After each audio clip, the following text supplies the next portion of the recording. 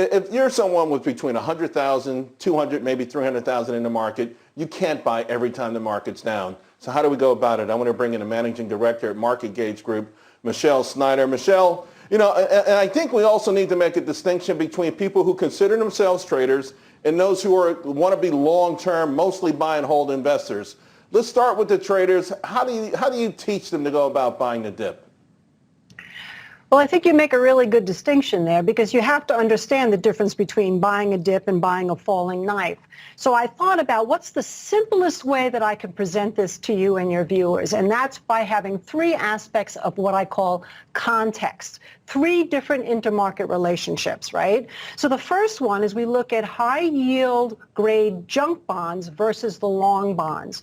And so basically what we want to know is the junk bonds are underperforming or outperforming. Right now, I can tell you that they're outperforming. That means there is some risk appetite. Number two is we look at the S&P 500 against the long bonds or the treasuries. Interestingly, they're on par with each other. And that means neutral. And then finally, I like to look at the transportation sector. You and I have talked about that a lot because it's demand side. How is that doing against the benchmark? And interestingly enough, that's also been outperforming. So that's your context. And then shorter term, I'll look for oversold conditions and I'll look for price versus where the moving averages are. So if something's oversold, these strategies or contexts I just told you are good, and something comes back to a major moving average, bingo, we've got a great opportunity to buy a dip.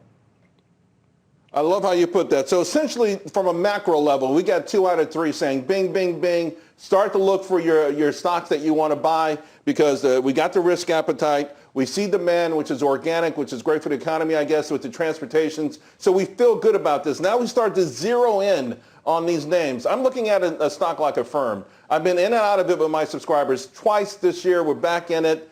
A high beta, very volatile name that people love to be in when they're up on the up day.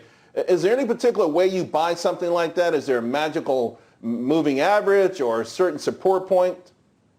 Well, let me give you another example since we bought it today, so it's fresh in my mind, and that's Upwork. So I also have always a list of stocks in my head, and they're usually dependent on some kind of mega trend that I particularly like or a sector rotation. Upwork's been in my head because it did very well and came off with the market, got oversold, right? So today, it started to outperform the market right away while everything was still red, and then it crossed all three major moving averages and broke out over these moving averages, giving me a really good risk. So we went in, right, and we're in and we're making money. So that's kind of how I look. Right. I hunt and I patiently wait. I love going to chart and trading school with you, Michelle. Thanks a lot. By the way, folks, I do want to point out one thing also that's maybe the biggest mistake you can have. I want you to consider from 1930 through last year, the S&P up 17,000%. That's right.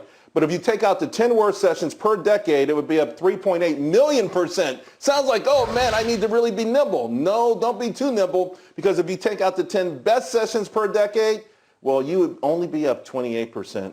So remember, don't lollygag on the sidelines too long. All right, folks, coming up, why more